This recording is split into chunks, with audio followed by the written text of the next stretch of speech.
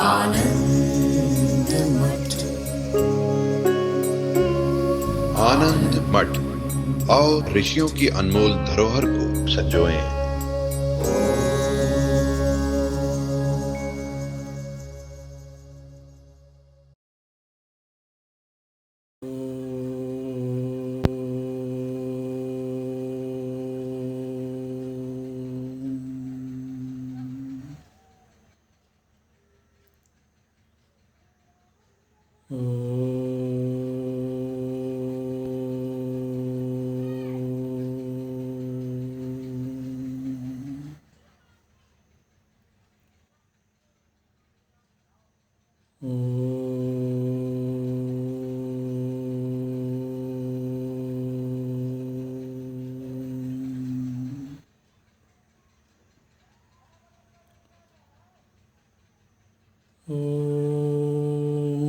भद्रं कर्णेभिः शृणुयाम देवाः, भद्रं पश्येमाक्षभिर्यजत्राः, स्थिरैरङ्गैस्तुष्टुवागुंसस्तनूभिः व्यशेम देवहितं यदायुः।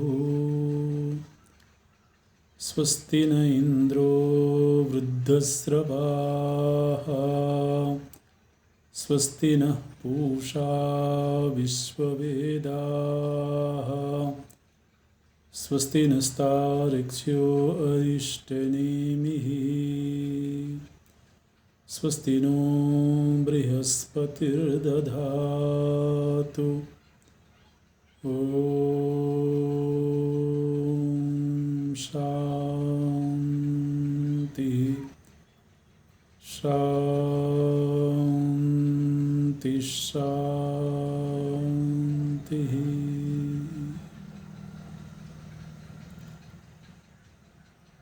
सच्चिदानन्दरूपाय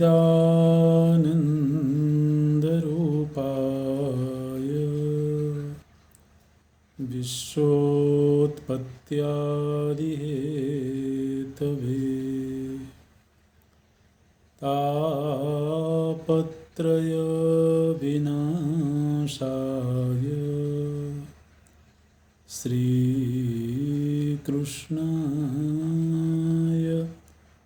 वयं नमः। श्रीकृष्णाय वयं नमः। नारायणं नमस्कृत्य नरं चैव नरोत्तमं,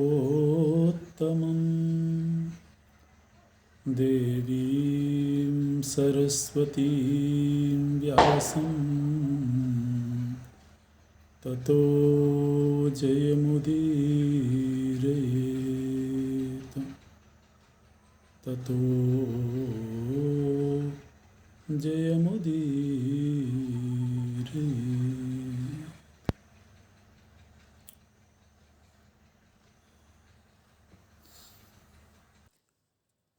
एक बड़ा रोचक प्रसंग है।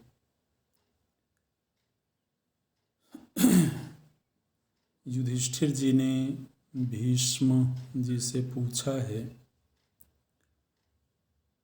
कथम निर्वेदमापन्नः शुको वैयासकिः पुरा एतदिच्छाम्यहं श्रोतुं परम कौतूहलं भीमे।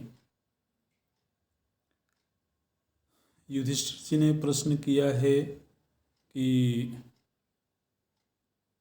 पूर्व काल में वेदव्यास जी के पुत्र शुकदेव जी को किस प्रकार वैराग्य प्राप्त हुआ था।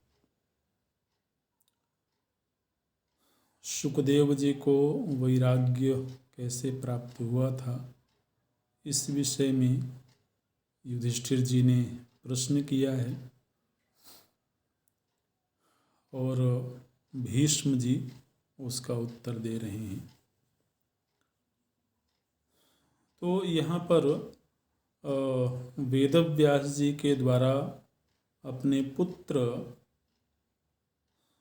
सुखदेव जी को उपदेश किया गया है।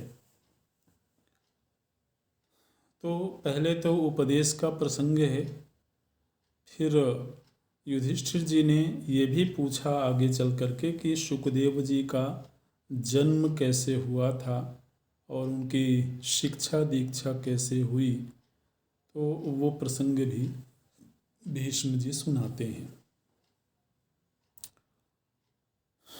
तो लेकिन आरंभ में वेदव्यास जी के द्वारा अपने पुत्र सुखदेव जी को क्या उपदेश किया गया है उसका वर्णन है। और जिस समय पर ये उपदेश किया गया उस समय सुखदेव जी की आयु 24 वर्ष थी।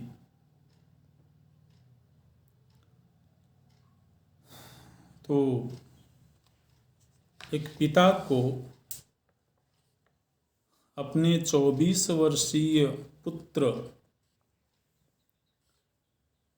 को किस प्रकार की शिक्षा देनी चाहिए, किस प्रकार का उसे उपदेश करना चाहिए, क्योंकि शास्त्रों में ऐसा कहा गया है कि वो माता नहीं है, वो पिता नहीं है जो अपने संतान को मोक्ष धर्म का उपदेश ना करते हों, जो अपने संतान को केवल लौकिक भोगों में ही प्रवृत्त करते हों, वो कर्तव्यहीन हैं। उन्होंने अपने माता पिता होने के कर्तव्य को पूरी तरह से नहीं निभाया है, ऐसा शास्त्रों में वर्णन है। तो अब देखिए यहाँ पर वेदव्यास जी अपने 24 वर्षीय पुत्र सुखदेव जी को किस प्रकार से उपदेश करते हैं। व्यास उवाच, वेदव्यास जी बोलते हैं, धर्मं पुत्र निषेवस्व सुतीक्ष्णौ च हिमातपौ क्षुत्पिपासे च वायुं च जय नित्यं जितेन्द्रियः। बोलते हैं कि पुत्र, तुम निरंतर धर्म का सेवन करते हुए जितेंद्रिय बनो। नित्यम जितेंद्रियः, जितेंद्रिय बनो। और हिम तपौ क्षुत पिपासे, सर्दी गर्मी भूख प्यास, इन सभी को सहन करते हुए प्राण के ऊपर विजय प्राप्त करो। सत्यम आर्जवम क्रोधम अनुसूयाम दमम तपः अहिंसाम चा नृशंस्यम च विधिवत परिपालय। बोलते हैं पुत्र, तुम सत्य, सरलता, अक्रोध, दोष दर्शन का अभाव, इंद्रिय संयम, तप, अहिंसा और दया आदि धर्मों का विधिवत पालन करो।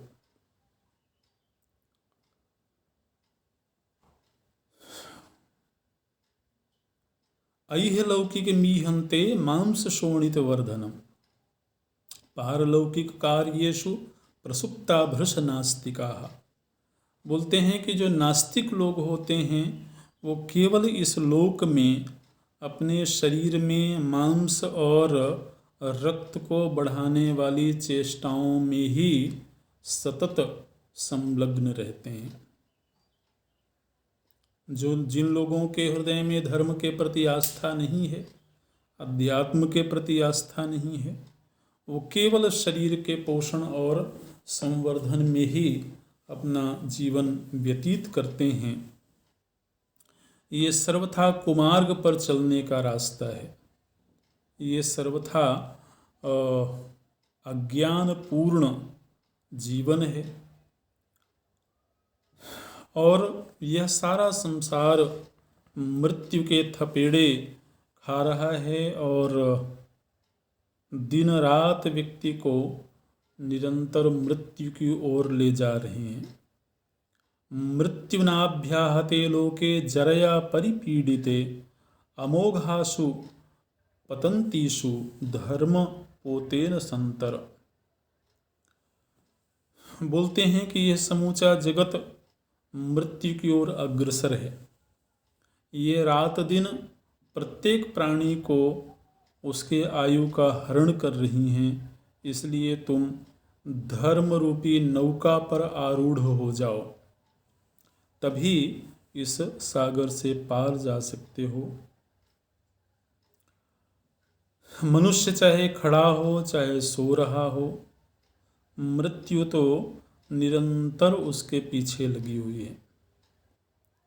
इसलिए अकस्मात मृत्यु का ग्रास बन जाओ, उसके पहले ही तुम्हें धर्म के नौका पर सवार हो जाना चाहिए। व्यक्ति निरंतर भोग सामग्रियों के संचय में ही लगा हुआ है और जब तक कि वह भोगों से तृप्त नहीं हो पाया है, उसके पहले ही जिस तरह से भेड़ के बच्चे को बाघ उठा ले जाता है, उसी तरह से मृत्यु व्यक्ति को उठा ले जाती है। तुम्हें ब्राह्मण का जन्म प्राप्त हुआ है, ब्राह्मण शरीर प्राप्त हुआ है और ब्राह्मण का जन्म तपस्या के लिए ही मिलता है। ब्राह्मण्यम लभते जंतु तत्पुत्र परिपालय। बोले अनेक जन्मों के बाद उसके पुण्य कर्म जब संचित होते हैं, तब किसी किसी को ऐसा जन्म प्राप्त होता है और यह जन्म भोग के लिए नहीं मिलता है। ब्राह्मणस्य तो देहोयम न कामार्थाय जायते। यह जो ब्राह्मण का देह है, यह काम और अर्थ की पूर्ति के लिए नहीं मिलता है, अपितु यह क्लेशाय तपसे। यह जो शरीर है, यह कष्ट सहने के लिए, तप करने के लिए ये शरीर मिलता है। इसलिए जो व्यक्ति ऐसे श्रेष्ठ योनि को प्राप्त करके विषयों में ही अनुराग करता है, वह बर्बाद हो जाता है। इसलिए तुम अपने कुशल के लिए प्रयत्न करो। ब्राह्मण्यम बहुभिरवाप्यते तपोभिः तल्लब्ध्वा न रतिपरेण हेलितव्यम स्वाध्याये तपसि दमे च नित्ययुक्तः क्षेमार्थी कुशलपरः सदा यतस्व। पुत्र को उपदेश करते हैं वेदव्यास जी कि पुत्र, तुम निरंतर स्वाध्याय, तपस्या और संयम वृत्ति का आश्रय लेकर के मोक्ष मार्ग को प्रशस्त करो।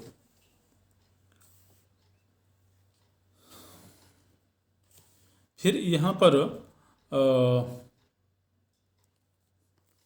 अनेक तरह की नारकीय गतियों का वर्णन वेदव्यास जी ने किया है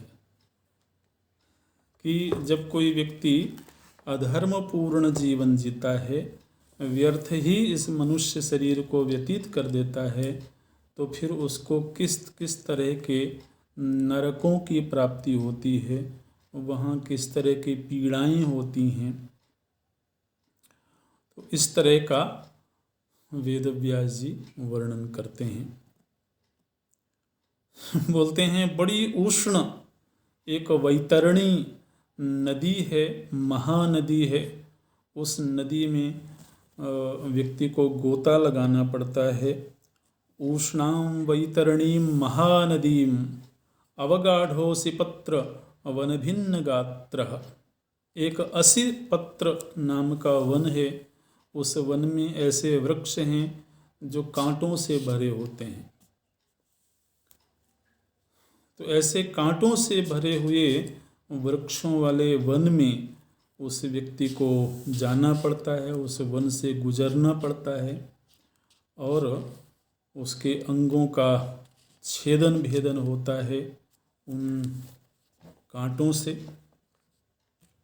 इसलिए इसके पहले कि मृत्यु आकर के तुम्हारे प्राणों का हरण कर ले, तुम सावधान हो जाओ। पुरा सहिक्व एवते प्रवाति मारुतोऽन्तकः पुरा च विभ्रमन्ति ते दिशो महाभयागमे। इससे पहले कि महान भय उपस्थित होवे जीवन में, उसके पहले ही व्यक्ति को सावधान हो जाना चाहिए। जिस समय पर तुम इस शरीर को छोड़ करके जाने लगोगे, जिस समय पर मृत्यु तुम्हारा वर्ण करेगी, उस समय तुम्हारी इंद्रियां भी तुम्हारा साथ नहीं देंगी। कानों से सुनाई देना बंद हो जाएगा, आँख से दिखना बंद हो जाएगा। इसलिए ऐसी विवशता की घड़ी आने से पहले ही तुम समाधि की खोज कर लो। श्रुतिश्च सन्निरुध्यते पुरातवेह पुत्रक समाकुलस्य गच्छतः समाधिम उत्तमम कुरु। इसके पहले कि ऐसी स्थिति आवे, तुमको समाधि की प्राप्ति कर लेनी चाहिए।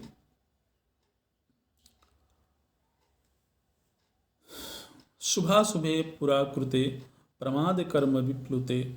पूर्व जन्म में तुमने शुभ कर्म किए हों या अशुभ कर्म किए हों, किसी भी प्रकार के कर्म किए हों, उनकी स्मृति तो आज कर नहीं सकते हो, लेकिन इसके पहले कि वो कर्म तुम्हें आगे भी जन्म जन्मांतर की ओर ले जाएं, तुमको ज्ञान की तलाश कर लेनी चाहिए। निधत्स्व केवलम निधिम। ज्ञान रूपी जो निधि है, जो संपदा है, उसका तुम्हें अर्जन कर लेना चाहिए। इसके पहले कि तुम्हारे शरीर को जरावस्था आकर के जकड़ ले,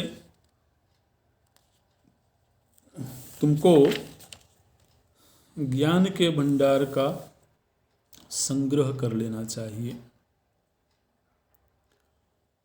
पुरा शरीर मंत को भिन्नति रोग सारथि ही प्रसह्य जीवित क्षये तपो महत् समाचर।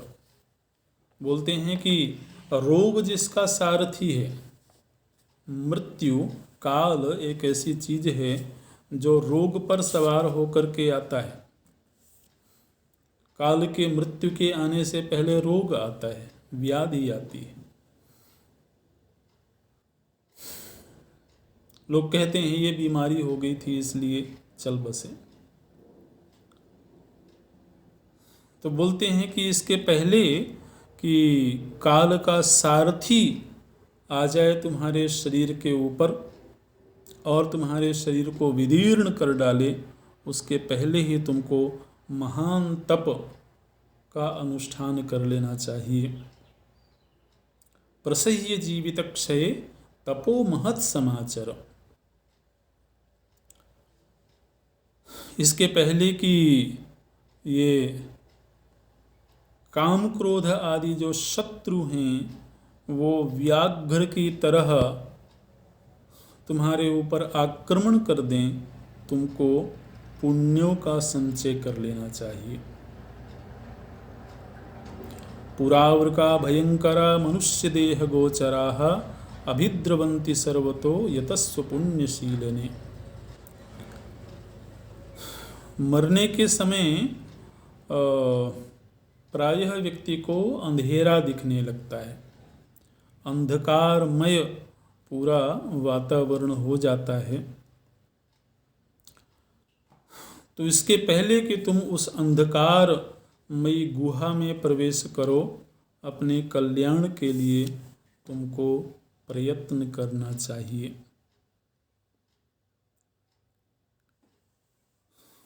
इस संसार में ज़्यादातर लोग व्यक्ति को कुमार्ग की ओर ले जाने वाले ही मिलते हैं। ज़्यादा जो संग है वो कुसंग ही मिलता है।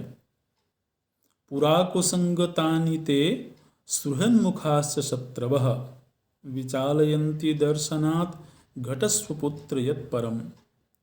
बोले कि इसके पहले कि कुमार्ग में ले जाने वाले शत्रु तुम्हें मिल जाएं, तुम अपने लिए पुण्यों का संचय कर लो, अपने लिए कल्याण का मार्ग प्रशस्त कर लो। तुमको ऐसे धन का संचय कर लेना चाहिए जिस धन का हरण कोई राजा भी नहीं कर सकता है, जिस धन को कोई चोर भी नहीं चुरा सकता है। ऐसे धन का तुम्हें उपार्जन कर लेना चाहिए। धनस्य यस्य राजतो भयं च नास्ति चोरतः मृतं चैन्न मुंचति समर्जयस्व तद्धनम। मृत्यु भी जिस धन को हमसे छीन नहीं सकती है, ऐसा जो पुण्य रूपी धन है, जो धर्म रूपी धन है, ये ऐसा धन है जिसका अपहरण मृत्यु भी नहीं कर सकती है। जीव उस धन को अपने साथ ही लेकर के यात्रा करता है। इसलिए इस धन का तुम संग्रह करो। और इतना ही नहीं, परलोकों में जाने पर इस धन का किसी के साथ बंटवारा नहीं करना पड़ता। यहाँ दुनिया में जो व्यक्ति धन संग्रह करता है उसके तो कई हिस्सेदार खड़े हो जाते हैं। व्यक्ति चाहे भले ही जीवन भर मेहनत करता हो संग्रह के लिए, लेकिन उसके हिस्सेदार तो अलग अलग रूपों में आकर के खड़े ही हो जाते हैं। लेकिन ये पुण्य रूपी धन ऐसा है जिसकी किसी की हिस्सेदारी नहीं है। व्यक्ति ने स्वयं जितना अर्जन किया है उसका उपभोग उसे स्वयं ही करना है। उस पूंजी का बंटवारा नहीं हो सकता। इसलिए उस धन का तुम अति शीघ्र संचय कर लो। न तत्र संवियुज्यन्ते स्वकर्म भी परस्परम यदेव यस्य यौतकम तदेव तत्र सोष्णुते।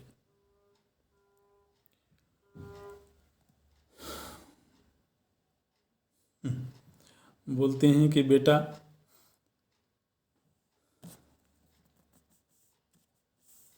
जिस समय पर यह जीव इस शरीर को छोड़ करके और आगे की यात्रा पर निकलता है, उस समय पर उसके माता पिता पुत्र भाई बंधु या प्रशंसा करने वाले प्रियजन कोई भी उसके साथ आगे नहीं यात्रा करते हैं। न मातृपुत्र बांधवा न संस्तुतः प्रियोजनः अनुव्रजन्ति संकटे व्रजन्तमेकपातिनम। केवल वह एक अकेला जीव ही आगे की यात्रा पर जाता है, कोई उसके साथ चलने को तैयार नहीं होता, जा भी नहीं सकता है। तो इस सच्चाई को भी तुम्हें जानना चाहिए। अगर उस समय पर कोई उसके साथ जाता है तो केवल उसके शुभ और अशुभ कर्म ही उसके साथ होते हैं। यदेव कर्म केवलम पुराकृतम शुभाशुभम तदेव पुत्र सार्थिकः भवत्यमुत्र गच्छतः अमुत्र गच्छतः। जिस समय उधर जाना होगा, उन लोकों में जाना होगा, उस समय हे पुत्र केवल शुभाशुभ कर्म ही तुम्हारे सारथी होंगे, तुम्हारे साथी होंगे, साथ चलने वाले होंगे। यहाँ तक कि व्यक्ति अच्छे बुरे कर्म करके कई तरह के स्वर्ण और रत्नों का ढेर एकत्र कर लेता है। कुछ अच्छे कर्म करके, कुछ बुरे कर्म करके, और लौकिक धन के रूप में, रत्न आदि के रूप में वो बहुत सारा धन इकट्ठा कर लेता है, लेकिन वो धन भी आगे की यात्रा में उसके किसी काम नहीं आता है। हिरण्यरत्न संचयाः शुभाशुभेन संचिताः न तस्य देह संक्षये भवन्ति कार्य साधकाः। तो वो संचित किया हुआ धन तो आगे उस धन से कुछ खरीद नहीं सकता, उसकी क्रय शक्ति समाप्त हो जाती है। जब तक इस शरीर में है तब तक तो इस शरीर के द्वारा अर्जित किए हुए धन उसके लिए कुछ खरीद के दे सकते हैं, लेकिन इस शरीर को छोड़ते ही वो धन निरर्थक हो जाता है, उसकी क्रय शक्ति समाप्त हो जाती है। अब शरीर ही जब छूट गया तो शरीर से संचित की हुई सब चीज़ें तो पीछे छूट ही जाएंगी। और 3 साक्षी हैं, हमने शुभ कर्म किया है या अशुभ कर्म किया है, उसका साक्षी कौन है? बोले अग्नि, वायु और सूर्य, ये 3 देवता हैं साक्षी के रूप में, जो आगे जाकर के गवाही देंगे, है ना। साक्षी माने गवाह, गवाही देने वाला। तो जब आगे के लिए उसका लेखा जोखा तय किया जाएगा, तब क्या क्या किया है उसकी गवाही कौन देगा? बोलते हैं इहाग्नि सूर्य वायवः शरीरमाश्रितास्त्रयः। और मजे की बात यह है कि ये तीनों की तीनों शरीर में ही रह रहे हैं, अग्नि भी, वायु भी और सूर्य भी। शरीरमाश्रितास्त्रयः त एव तस्य साक्षिणो भवन्ति धर्मदर्शिनः। इसलिए ये 3 देवता ही धर्माचरण के साक्षी होते हैं और वही बताते हैं कि असल में हमने किस किस कार्य का संचय किया हुआ है। अच्छा,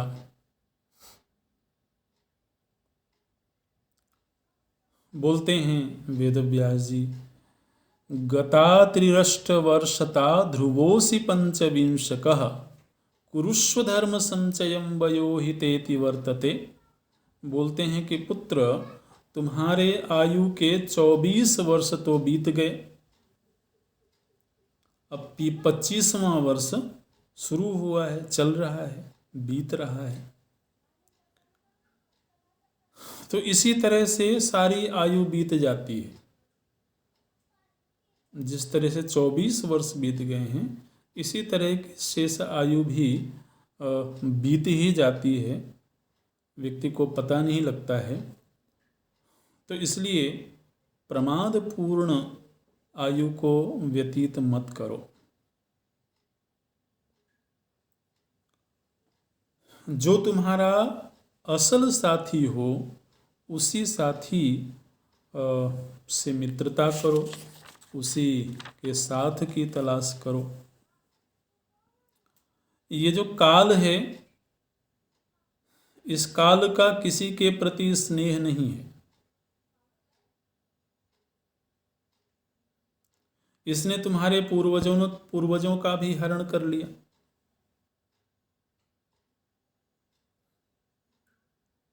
और किसी से पूछता नहीं है कि मैं उस व्यक्ति को ले जाना चाहता हूं, तो आपकी अनुमति है कि नहीं।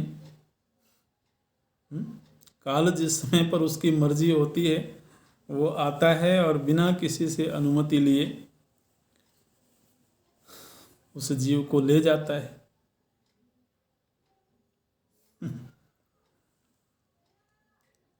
तुम्हारे बंधु बांधवों का उसने हरण कर लिया। तो इसलिए इस यथार्थ को जान करके तुम धर्म का संचय करो।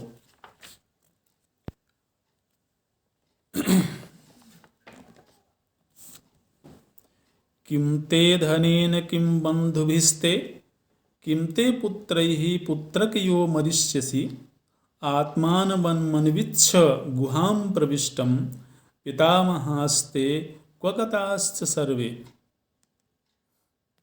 बड़ा ही अद्भुत उपदेश है।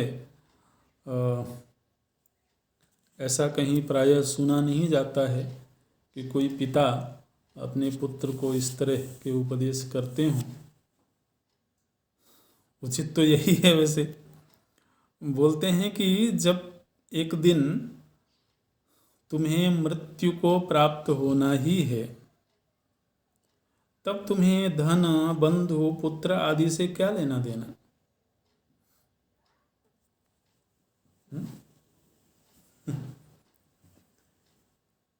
किमते पुत्रैः पुत्रकयो मरिष्यसि, जब तुम्हें एक दिन मर ही जाना है, मृत्यु को प्राप्त ही हो जाना है, तो फिर धन, बंधु और पुत्र आदि से तुम्हें क्या लेना देना है। उचित यह है कि आत्मानम अन्विच्छ गुहाम प्रविष्टम, हृदय रूपी गुहा में विराजमान जो आत्मा है उसकी खोज करो।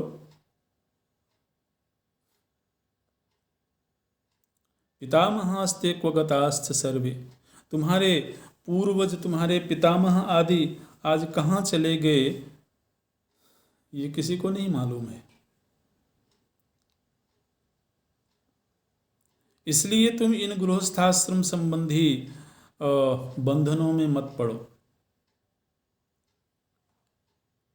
आत्मानम अन्विच्छ गुहाम प्रविष्टम, हृदय गुहा में बैठा हुआ जो आत्म तत्व है उसी को पाने की इच्छा करो, उसी का अनुसंधान करो, और जो कार्य कल करना हो उसे आज ही कर लो।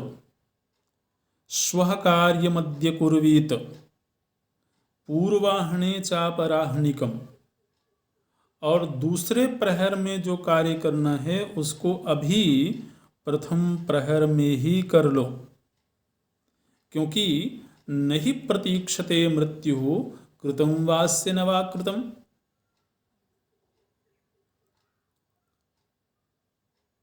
भाई हमको कहीं निमंत्रण पे जाना हो और कोई काम आ जाए घर में, तो हम बता देते हैं कि भाई ये काम आ गया है, इसलिए हम नहीं आ सकते हैं। ठीक है। या कोई साथी हो तो उस साथी को बोल देते हैं कि तुम चले जाओ और हम तो नहीं जा पाएंगे क्योंकि ये काम आ गया है। लेकिन मृत्यु कभी ये नहीं पूछती है कि तुमने सारे काम पूरे कर लिए कि नहीं किए। तुम्हारे लिए कोई काम करना अभी शेष तो नहीं है। बोलते हैं नहीं प्रतीक्षते मृत्यु, इतनी भी प्रतीक्षा नहीं करती है कि अगर कोई बहुत ही ज़रूरी काम है तो चलो मैं 1 घंटे प्रतीक्षा कर लेती हूँ, या शाम तक प्रतीक्षा कर लेती हूँ। बोले नहीं प्रतीक्षते मृत्यु कृतं वास्य वा न वा कृतं, तुमने काम पूरा किया अथवा नहीं किया। और अनुगम्य विनाशान्ते निवर्तन्ते नः बान्धवाः अग्नौ प्रक्षिप्य पुरुषं ज्ञातयः सुहृदस्तथा। बोलते हैं कि बेटा, मृत्यु के बाद ये जो भाई, बंधु, कुटुंबी, सुहृत, प्रियजन हैं, ये अधिक से अधिक स्मशान भूमि तक जाते हैं। और स्मशान भूमि में जाकर के इस शरीर को अग्नि के हवाले करके वापस चले जाते हैं। क्या विचित्र इस दुनिया की रीत है, शाश्वत रीत है। बोलते हैं अग्नौ प्रक्षिप्य पुरुषम ज्ञातयः सुहृदस्तथा निवर्तन्ते। ये जितने भी ज्ञाति जन हैं, सुहृत हैं, ये सब शरीर को अग्नि के हवाले करके चिता में रख करके और वापस आ जाते हैं।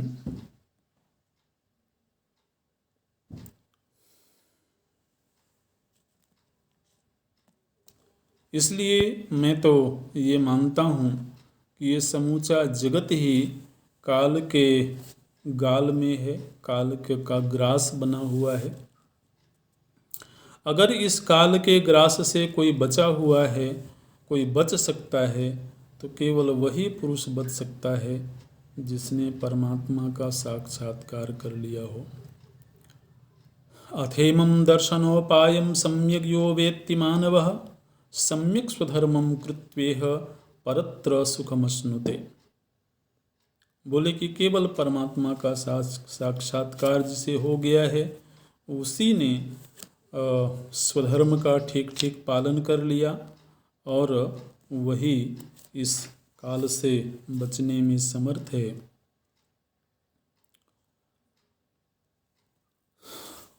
इस सत्य को तुम्हें जानना चाहिए कि इस शरीर के नष्ट हो जाने से भी तुम्हारी मृत्यु नहीं होगी। न देह भेदे मरणं विजानताम न च प्रणाशः स्मनुपालिते पथि धर्मं हि यो वर्धयते स पंडितो य एव धर्माच्यवते समुह्यति।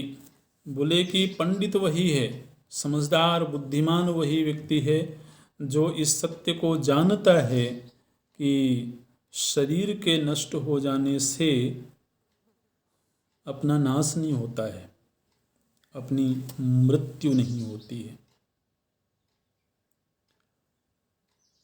और जो ऐसा नहीं जानता है वह धर्म से च्युत हो जाता है, वह मोहग्रस्त हो जाता है, वह मूढ़ है।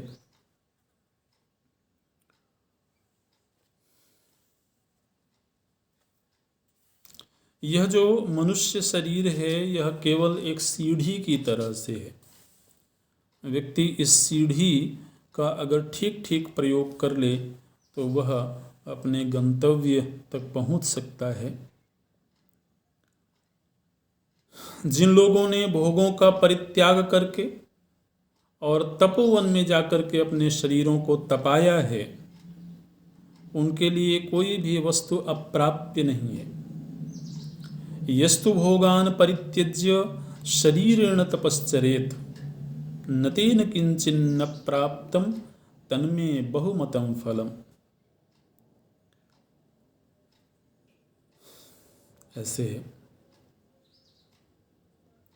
माता पितृसहस्राणि पुत्रदारशतानि च अनागतान्यतीतानि कस्यते कस्य वा वयम्। बोलते हैं कि पुत्र,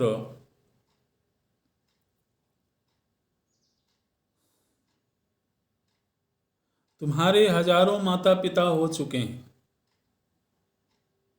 हजारों स्त्री और पुत्र हो चुके हैं, और भविष्य में भी होंगे। इसलिए असल में कौन किसका है ये निर्णय तो करना बड़ा कठिन है। आदमी तो दावा करता है कि मैं तुम्हारा पिता हूं, तुम मेरे पुत्र हो। जी, बोलते हैं माता पितृ सहस्राणि, हजारों माता पिता तुम्हारे हो चुके हैं। अनागतानि अतीतानि, हजारों ऐसे हैं जो अभी आए नहीं हैं, भविष्य में होंगे, और हजारों ऐसे हैं जो अतीतानि हो चुके हैं। इसलिए ये कैसे तय किया जाएगा कि कस्यते कस्य वा वयम्, कौन हमारे हैं और हम किसके हैं। सच बात तो यह है कि मैं एक अकेला जीव हूं, और अकेला जीव ही अनादिकाल से अपनी निजी यात्रा कर रहा है। अहमेको न मे कश्चित् नाहमन्यस्य कस्यचित् न तम पश्यामि यस्याहं तन्न पश्यामि यो मम। ये बिल्कुल महावाक्य की तरह से हैं। बोलते हैं अहम एकः, मैं एक अकेला हूं, न मे कश्चित्, मेरा और कोई नहीं है और ना ही मैं किसी का हूं। अहम अन्यस्य कस्यचित न तम पश्यामि स्याम, मुझे ऐसा कोई नहीं दिखाई देता है जो कि मेरा होवे असल में, और ऐसा भी कोई नहीं दिखाई देता है जिसका मैं हूं। जो लोग आकर के चले गए वो भी अपने कर्मों के साथ ही आए और उन्हीं के साथ कुछ को भोग करके कुछ का संचय करके चले गए। जैसे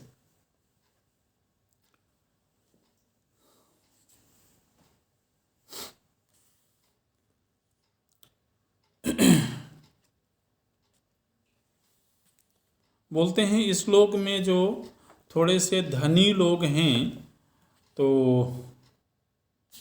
स्वजन उन्हीं के साथ में थोड़ा मधुर बर्ताव करते हैं, लेकिन वह भी केवल धन की अपेक्षा से। इह लोके ही धनिनाम स्वजन स्वजनायते। बोलते हैं जो स्वजन है ये स्वजन तभी तक बन करके रहते हैं जब तक व्यक्ति धनी रहता है। स्वजनस्तु दरिद्राणाम जीवतामपि नश्यति, और यदि कोई व्यक्ति दरिद्र हो जाए तो वो स्वजन उसको छोड़ करके चले जाते हैं। व्यक्ति कई बार अपनी पत्नी अपने पुत्रों के लिए अशुभ कर्म करता है,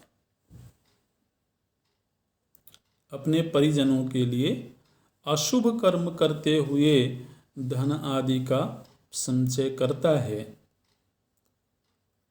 किंतु उसको अपने किए हुए उन अशुभ कर्मों का फल अकेला ही भोगना पड़ता है। उन कर्मों से अर्जित किए हुए धन को तो लोग भोग लेंगे, लेकिन उस कर्म से मिलने वाला जो सुख दुख रूपी फल है परलोक में, वो तो फिर उसे अकेले ही भोगना होता है। यह सत्य है, यही सच्चाई है। इसलिए बेटा मैंने जो कुछ भी तुमको समझाया है, जो कुछ भी तुम्हें उपदेश किया है, तुम उस पर ध्यान दो। यह जो शरीर है, यह जो लोक है, ये कर्म भूमि है। इसलिए तुमको अपने लिए शुभ कर्मों का, धर्म का, पुण्य का संचय कर लेना चाहिए, और या तो सीधे सीधे मोक्ष मार्ग को प्रशस्त करना चाहिए।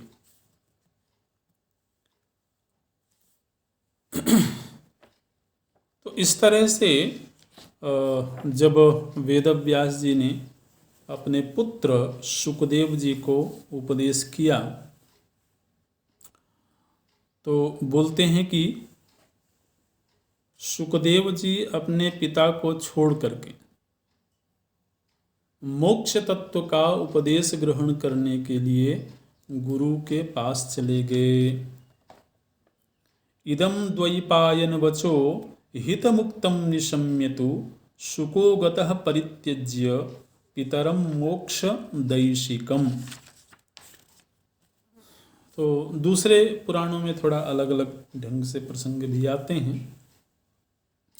भागवत जी में थोड़ा अलग ढंग से प्रसंग है।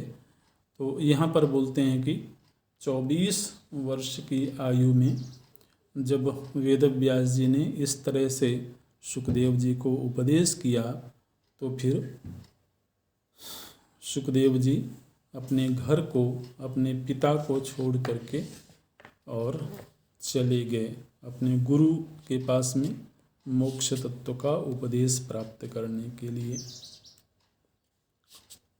अब इस प्रसंग में संकेत ये है कि प्रत्येक जीव का जो सबसे बड़ा धर्म है वह मोक्ष मार्ग ही है। आत्मज्ञान ही सबसे बड़ा धर्म है।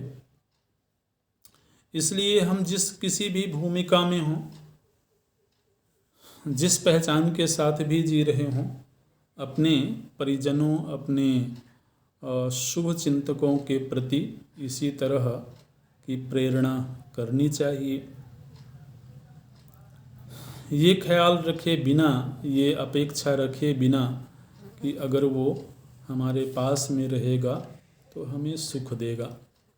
अपने निजी सुख की अपेक्षा से तो किसी को मोक्ष मार्ग से वंचित नहीं करना चाहिए। अच्छा, अब युधिष्ठिर जी ने पूछा है कि वेदव्यास जी के घर में ऐसे महातपस्वी सुखदेव जी का जन्म कैसे हुआ था और उन्होंने परम सिद्धि कैसे प्राप्त करी।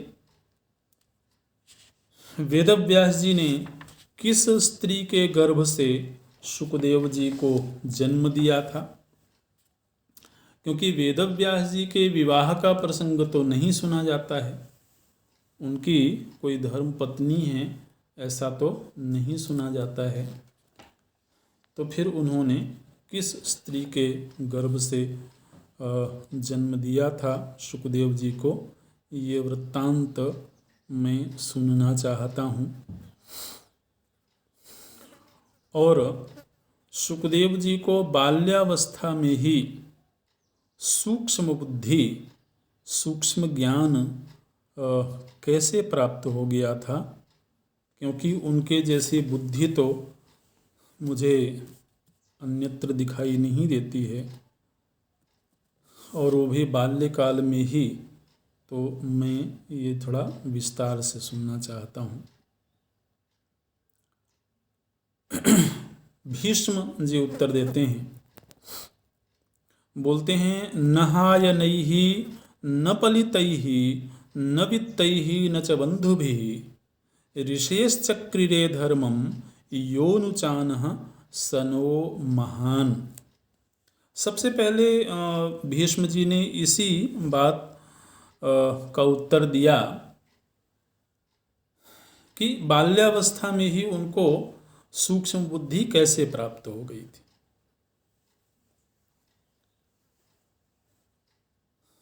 तो बोलते हैं कि राजन, किसी को जो महानता की प्राप्ति होती है वह केवल शरीर की बढ़ी हुई अवस्था से नहीं होती है। किसी के शरीर की बहुत अवस्था हो गई, दुनिया में तो ये सब चीज़ें लोगों के मन को प्रभावित करती हैं। बोले कि वो महात्मा जी कितने साल, वो 150 वर्ष के हैं। अच्छा, कितने साल के हैं जी? बोले 200 वर्ष के हैं। तो माने शरीर की जो आयु है वह भी कई बार ज़्यादा हो जाए तो लोग उससे प्रभावित होते हैं। बोलते हैं भीष्म जी, न हाय नहीं ही, कोई बहुत बड़ी उम्र का हो गया, अथवा पलितई ही, किसी के बाल पक गए हों, अथवा वित्तई ही, किसी ने बहुत सारा धन का संग्रह कर लिया हो, अथवा बंधु भी, किसी के बहुत सारे जानने पहचानने वाले लोग हो गए, भाई बंधु हो गए।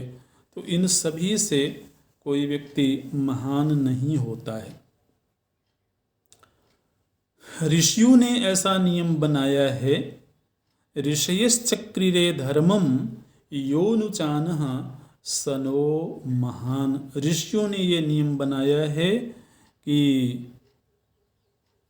जिसने वेदों का विधिवत अध्ययन कर लिया हो और वेदों का यथार्थ उपदेश करने में समर्थ हो, वही महान है।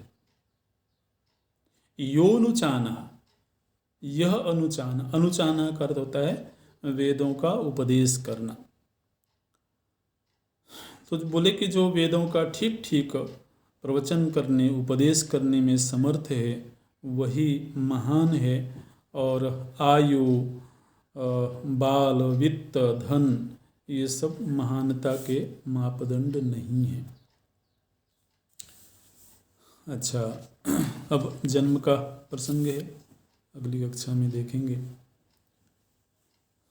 ओम पूर्णमदः पूर्णमिदं पूर्णात् पूर्णमुदच्यते पूर्णस्य पूर्णमादाय पूर्णमेवावशिष्यते।